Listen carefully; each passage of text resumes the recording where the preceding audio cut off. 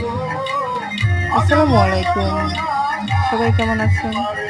আমরা চট্টগ্রামের সিআরবিতে গিয়েছিলাম পহেলা বৈশাখ উপলক্ষে। পহেলা বৈশাখ ১৪৩১।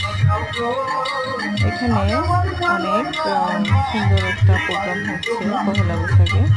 তো এই প্রোগ্রামে আমরা অনেক মানুষের ভিড়, হাজার হাজার মানুষের ভিড়ে আমরা দেখতে গিয়েছিলাম। আসলে এটা বাঙালির উৎসব, প্রাণের উৎসব। এই উৎসবে সবাই একত্রিত হয়। দেখতেই পাচ্ছেন কি পরিমাণ মানুষ। মানুষ খুব গরম। এই এত গরমের মাঝেও কিন্তু মানুষ, ছোট বাচ্চা, বড় সবাই এখানে একত্রিত হয়েছে। এখানে একত্রিত হয়ে এখানে আমাদের পহেলা বৈশাখ উদযাপন করছে। সকাল থেকে অনুষ্ঠানটা শুরু হয়েছে, সন্ধ্যা পর্যন্ত ছিল।